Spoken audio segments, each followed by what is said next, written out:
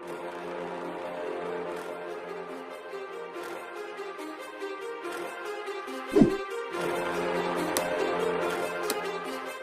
Everyone, आजको हाम्रो यो क्लास चाहिँ स्पेसल्ली प्रॉफिट एन्ड लसमा बेस्ड छ।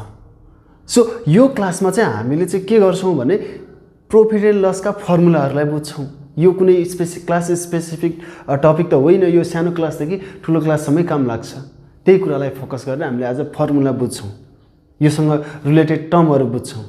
यही च्याप्टरले भोलि क्लास 10 मा सानो क्लासले हेर्दैछौँ भने भोलि क्लास 10 मा ट्याक्स एन्ड मनी एक्सचेन्ज भन्ने हाम्रो च्याप्टर छ, त्यसमा काम लाग्छ। 10 क्लासलाई त यो काम लाग्छ नै या सी को लागि।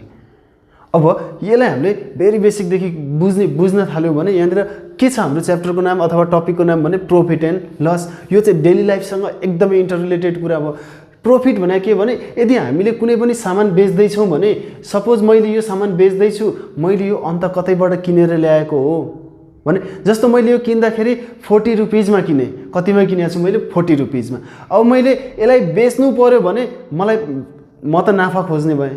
यदि नाफा गर्न सकिन्छ भने मैले यसलाई केमा बेच्नु पर्यो त भने 40 रुपीजमा किनेर ल्याएको छु, यसलाई चाहिँ अलिकति बढाएर बेच्नु पर्यो। भन्न खोजेको प्रॉफिट कति बेला हुन्छ यदि किनेको प्राइस भन्दा बेचेको प्राइस चाहिँ बढी भयो भने त्यति बेला के हुन्छ, प्रॉफिट हुन्छ। अब लस कति बेला हुन्छ भने यदि मैले यो सामान चाहिँ मैले 40 मा किनेर ल्याएँ, 40 मा किनेर ल्याएँ र मैले यसलाई कुनै कारणवश चाहिँ 30 मा सेल गर्नु पर्यो भने त्यति बेला मलाई के हुन्छ, लस हुन्छ। भनेको यहाँ के भयो भने जुन मैले सेल गर्ने प्राइस छ, सेलिङ प्राइस, त्यो चाहिँ के भइदियो, किनेर ल्याएको प्राइस भन्दा डाउन भइदियो। फर्मुलाहरू बुझ्नुभन्दा अगाडि हामीसँग दुईवटा टर्म छ, एसपी र सीपी। एसपी भनेको सेलिङ प्राइस। कसैले कुनै सामान बेच्दैछ भने त्यो बेच्ने बेलाको प्राइसलाई हामीले के भन्ने हो, सेलिङ प्राइस भन्ने हो। र अनि कस्ट प्राइस भने के भने यदि मैले यो सामान अथवा कुनै सामान अरू कसैबाट किन्दैछु भने त्यो मेरो लागि किन्दैछु र मैले त्यसको लागि पैसा तिर्दैछु भने त्यो मेरो लागि कस्ट प्राइस हो। कस्ट प्राइस भनेको किनेको प्राइस भयो। अनि यसैको बेसिसमा यहाँ दुईवटा case, profit and loss. Profit and loss, profit कति बेला हुन्छ यहाँ हेरौँ त। यो केस जति बेला एसपी इज ग्रेटर देन, यो भनेको एसपी, यो ग्रेटरलाई हामीले कसरी बुझ्छौँ भने जस्तो ए यो र यो दुईवटा केस हेरौँ। यहाँ हेरौँ है, यो जुन साइन छ नि greater than or less than, यो केस भनेको जस्तो यो चुच्चो परेकोतिर चाहिँ स्मल हो, सानो हो भनेर बुझ्नुपर्छ जुन छ नि।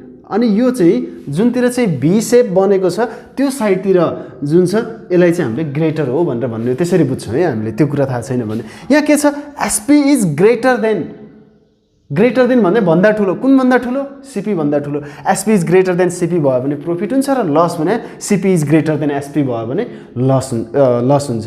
भन्न खोजेको यहाँनिर हामीले किनेको प्राइस चाहिँ अब बेच्न गइरहेको प्राइस भन्दा चाहिँ ठुलो भइदियो भने चाहिँ त्यति बेला हामीलाई अभियसली लस हुन्छ नै।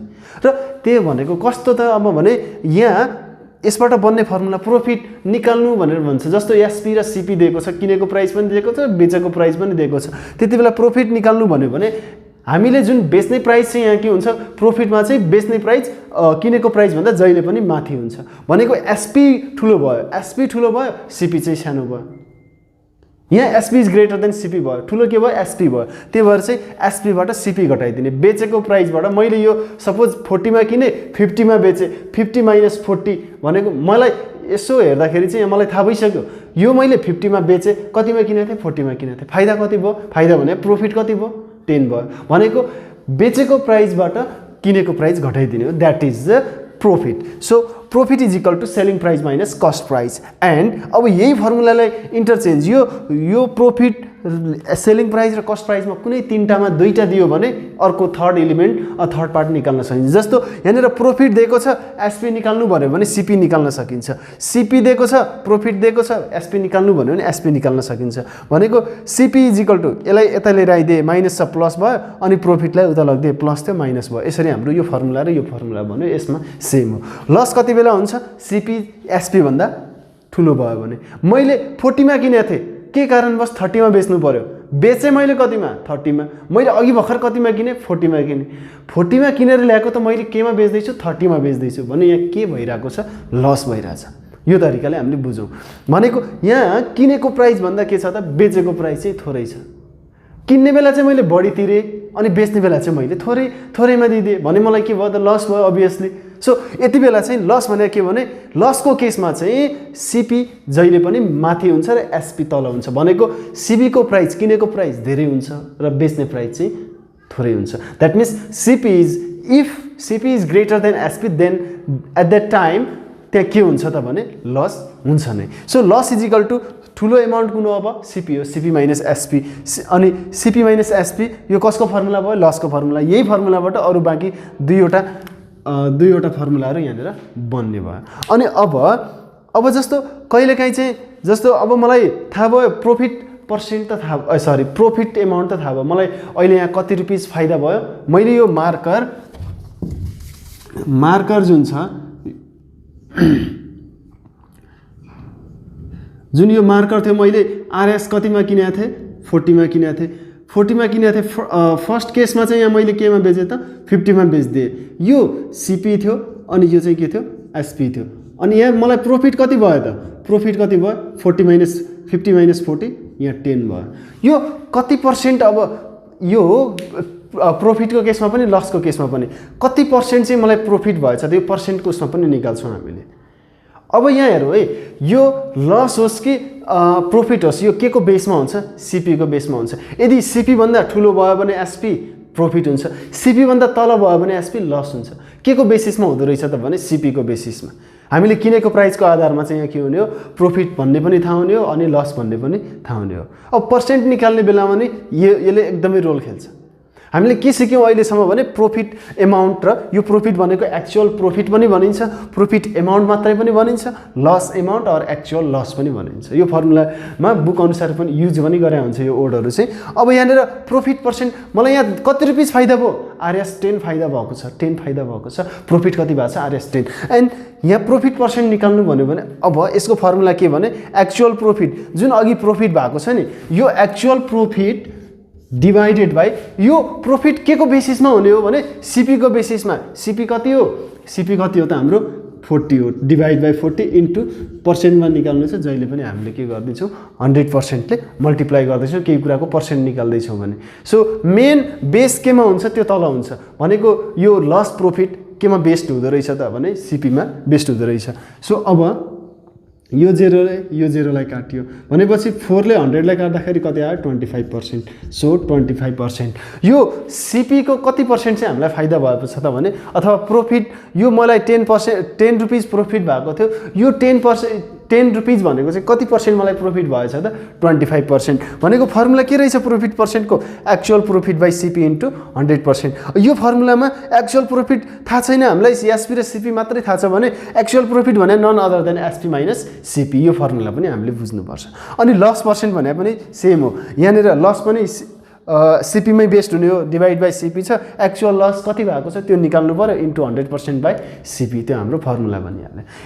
यतिले चाहिँ लगभग प्रॉफिट एन्ड लसका नर्मल क्वेसनहरू हाम्रो सबै सल्भ हुन्छ। अब हाम्रो के छ भने मार्क प्राइसलाई हामीले कसरी बुझ्ने त भने नि जस्तो हामी कुनै पसलमा गयौँ र एउटा लुगा किन्न खोज्यो त्यो हो लुगा किन्दाखेरि त्यहाँको पसलेले के भन्यो त भने यो प्राइस अथवा यो लुगाको प्राइस यहाँनिर हेर्नुस् यो यसमा 1000 रुपैयाँ भनेर लेखिया छ अथवा यसको प्राइस 1000 रुपीज हो। तर हामीले चाहिँ यसलाई अहिले कुनै एउटा स्किम छ अथवा अहिले तपाईको लागि म 25% 10% डिस्काउन्ट गरिदिन सक्छु भनेर भन्छ। उले अघि जुन सुरुमा प्राइस भन्यो नि त्यही प्राइसमा त उले दिने रहन्छ उले त केही घटेर पनि दिने रहेछ भने उले सुरुमा भने जुन प्राइस छ नि त्यो प्राइस चाहिँ मार्क्ड प्राइस हो। त्यसलाई हामीले के पनि भन्छौँ भने क्याटलग प्राइस कोटेड प्राइस पनि भनेर भन्छौँ। फर्स्टमा जुन भनिन्छ नि एउटा क्याटलग गरेको एउटा राखिएको प्राइस त्यो राखिएको प्राइसलाई हामीले मार्क्ड प्राइस भन्ने हो। र त्यसमा के हुन सक्दो रहेछ त डिस्काउन्ट हुन सक्दो रहेछ। यो कुनै पनि प्राइसमा डिस्काउन्ट हुन्छ भने डिस्काउन्ट हुने प्राइस अथवा जुन प्राइसमा डिस्काउन्ट हुन्छ त्यो प्राइसलाई हामीले जहिले पनि मार्क प्राइस भन्ने त्यो मूल्य भनेको के रहेछ त तोकिएको मूल्य रहेछ त्यसलाई हामीले मार्क प्राइस भन्यो। डिस्काउन्ट मात्र कसैमा लगाउँछौँ भने त्यो हाम्रो एमपी हो त्यो भन्दा अरू कुनै पनि यो हाम्रो जुन प्रॉफिट एन्ड लसमा छ मार्क प्राइस भन्दा अरूमा कहिले पनि डिस्काउन्ट हुँदैन है। सो जुन प्राइसमा डिस्काउन्ट हुन्छ नि त्यो प्राइस नै हाम्रो के हो मार्क प्राइस हो है। अब यहाँ मार्क प्राइसमा के हुँदो रहेछ त डिस्काउन्ट हुँदो रहेछ।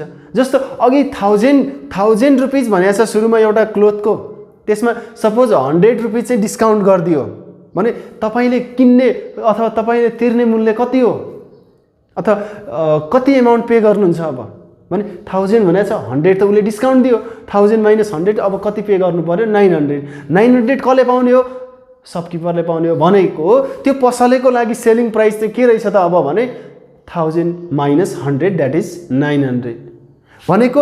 अब एसपी कसरी निकाल्ने रहेछ त सिधै यो एमपी दिएको बेलामा भने एमपीबाट डिस्काउन्ट घटाएपछि अनि मात्रै एसपी आउँछ। यो केसमा डिस्काउन्ट जुन प्राइस छ त्यो एमपीमा हुन्छ। मैले यहाँ रिपिट गरिरहेको छु धेरैचोटि है। सो त्यो डिस्काउन्टलाई एमपीबाट सब्ट्र्याक्ट गरिदियो भने त्यति बेला के भन्छ सेलिङ प्राइस। उसले एक्ज्याक्टली पायो नि त पैसा। मार्क प्राइस सुरुमा 1000 भनेको थियो, 100 माइनस गरियो अनि उसले कति पायो 900 पायो। द्याट मिन्स त्यो नै उसको सेलिङ प्राइस हो। अब यसमा यो केस अर्को केस चाहिँ D% दियो भनेको डिस्काउन्ट पर्सेन्ट दियो भने चाहिँ के गर्ने। जस्तो मलाई भन्यो यो प्राइस यो लुगाको प्राइस चाहिँ 1000 हो, यसमा तपाईलाई 10% डिस्काउन्ट भनेर भन्यो। 1000 चाहिँ लुगाको प्राइस भनेको छ, कति पर्सेन्ट डिस्काउन्ट भनेको छ 10%। कसको 10% हो 1000 को 10% हो। 10% अफ 1000 कसको चाहिँ 10% डिस्काउन्ट दिएको, कुन प्राइसमा 10% डिस्काउन्ट दिएको, यही उसले जुन भनेको थियो त्यो एमपी मार्क प्राइस त्यसमा चाहिँ 10% डिस्काउन्ट दिएको भनेको 10 × 1000 अनि यो पर्सेन्ट यहाँ चाहिँ अफ भने इन्टु भनेर बुझौँ, पर्सेन्टलाई हामीले के गर्छौँ डिभाइड बाई 100 गरिदिन्छौँ। अनि त्यसपछि कति आउँछ त यहाँनिर दुईटा जेरो काट्यो 100 100 रुपिज बाँकी रह्यो भनेको यो 100 चाहिँ डिस्काउन्ट एमाउन्ट हो। यदि यहाँनिर डिस्काउन्ट पर्सेन्ट दिएको छ भने डिस्काउन्ट एमाउन्ट निकाल्ने फर्मुला के हो त भने D% of MP. D% of MP भनेको D अफ भने इन्टु एमपी बाई पर्सेन्टलाई डिभाइड बाई 100 गरिदिन्छौँ। यसरी हामीले योसँग रिलेटेड फर्मुलाहरू क्रिएट गर्छौँ। अनि त्यसपछि if discount is given D% निकाल्ने कसरी, डिस्काउन्ट एमाउन्ट दिएको छ हामीलाई। जस्तो यसमा चाहिँ यो 1000 रुपिजकै केसमा हेरौँ हामी, 1000 रुपिजकै केसमा हेरौँ। 1000 रुपिजमा कति रुपिज हामीलाई डिस्काउन्ट दियो त 100 रुपिज डिस्काउन्ट दियो। मलाई कति पर्सेन्ट चाहिँ डिस्काउन्ट भएछ त भनेर हामीले अब थाहा पाउनु पऱ्यो भने यहाँ हेरौँ है, मलाई कति रुपिज डिस्काउन्ट भएको छ 100 रुपिज डिस्काउन्ट भएको छ। तर यो कति पर्सेन्ट हो त, सुरुमा उसले भने प्राइस कति हो 1000 हो, 1000 मा उसले 100 रुपिज डिस्काउन्ट दियो। अब पर्सेन्ट कसरी निकाल्ने त डिस्काउन्ट पर्सेन्ट भने सिधै यसको कति पहिला चाहिँ डिस्काउन्ट कति दिएको जेको पर्सेन्ट निकाल्नु पर्ने हो त्यही एमाउन्ट कति छ। जस्तो यहाँनिर प्रोफिट पर्सेन्ट निकाल्दाखेरि एक्चुअल प्रोफिट कति थियो त्यो माथि लेखेको थियो, डिस्काउन्ट एक्चुअल कति छ 100 हो। यो डिस्काउन्ट अन एन्ड अन्ली केमा हुन्छ त एमपीमा हुन्छ, त्योभन्दा अरूमा एसपी सीपीमा डिस्काउन्ट हुँदैन, एमपीमै हो डिस्काउन्ट हुन्छ। जुन प्राइसमा डिस्काउन्ट हुन्छ त्यसलाई एमपी भन्छौँ। सो अब डिभाइड बाई के 1000 जेमा डिस्काउन्ट हुन्छ नि त्यो तल हुन्छ। सो अनि इन्टु 100%, यो पर्सेन्टमा निकाल्दाखेरि चाहिँ इन्टु 100% गरिदिन्छौँ। पर्सेन्ट हटाउँदाखेरि चाहिँ डिभाइड बाई 100, पर्सेन्ट निकाल्दाखेरि चाहिँ इन्टु 100। अब यो जेरो क्यान्सल आउट, यो एउटा जेरोले यो जेरो क्यान्सल आउट, कति बाँकी रह्यो 10%। यसरी हामीले डिस्काउन्ट एमाउन्ट दिएको छ भने डिस्काउन्ट पर्सेन्ट पनि निकाल्न सकिन्छ। अब हामी कुरा गरौँ value added tax. Value added tax VAT, VAT भन्छौँ हामीले कमनली। यो भ्याट भने चाहिँ कस्तो भने नि यो एउटा जुन छ एक्स्ट्रा एमाउन्ट हो अथवा यो एक्स्ट्रा पैसा हो जुन चाहिँ कुनै सामान किन्दाखेरि हामीले चाहिँ के गर्छौँ त त्यो पसलमा बुझाउँछौँ र भ्याट बिल लिन्छौँ। त्यो भने के भने उसले कुनै एउटा प्राइस मेरो प्राइस चाहिँ उसले पसलले 1000 हो अथवा एउटा कुनै सामानको प्राइस 1000 हो तर यसमा 13% भ्याट लाग्छ अथवा 20% भ्याट लाग्छ, यसमा यति रुपिस भ्याट हामीले तिर्नुपर्छ भन्ने हो भने यो 1000 रुपिस चाहिँ अब 1000 रुपिस तिरेर हामीले त्यो सामान पाउँदैनौँ, यसमा हामीले एक्स्ट्रा एमाउन्ट चार्ज गर्नुपर्छ। र त्यो एक्स्ट्रा एमाउन्ट चाहिँ कहाँ जान्छ त भने गभर्नमेन्टलाई जान्छ, त्यो पसलले राख्दैन। त्यो कहाँ जाँदो रहेछ गभर्नमेन्टलाई जाँदो रहेछ।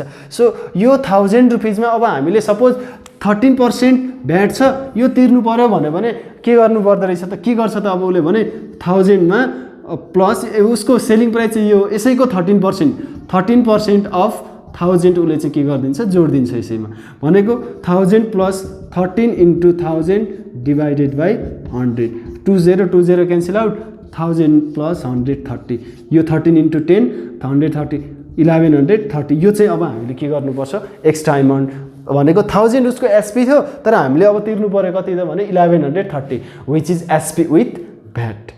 यो चाहिँ के हो त? SP with VAT. SP with VAT अथवा भ्याट एमाउन्ट केमा मात्रै लाग्दो रहेछ जहिले भने एसपीमा मात्रै लाग्छ, सेलिङ प्राइसमा मात्रै भ्याट लाग्छ, अरूमा हामीले भ्याट कहिले पनि इम्प्लिमेन्ट गर्दैन, त्यो हामीसँग फर्मुला पनि छैन। अब यहाँनिर भ्याट एमाउन्ट भने के त भने यो एसपीमा कुनै एक्स्ट्रा पर्सेन्ट जोड्ने हो, एक्स्ट्रा पर्सेन्ट जोड्ने हो। त्यही भएर चाहिँ भ्याट एमाउन्ट भनेको भ्याट पर्सेन्ट अफ एसपी। कति चाहिँ गभर्मेन्टले फिक्स गरेको छ, कति चाहिँ क्वेसनले भनेको छ, त्यो भ्याट पर्सेन्ट अफ एसपी गऱ्यो भने भ्याट एमाउन्ट निकालिन्छ। अनि एसपी विथ भ्याट भने त के भने एसपी प्लस भ्याट एमाउन्ट। अब यहाँनिर एसपी यो हो अनि यो चाहिँ के हो त भने भ्याट एमाउन्ट हो, VAT percent of SP, VAT percent of SP is VAT amount. अब एसपी र भ्याटलाई जोडिदियो भने के हुन्छ त हाम्रो एसपी विथ भ्याट आउँछ। यहीसँग रिलेटेड क्वेसनहरू अब हामी सल्भ गर्नेछौँ।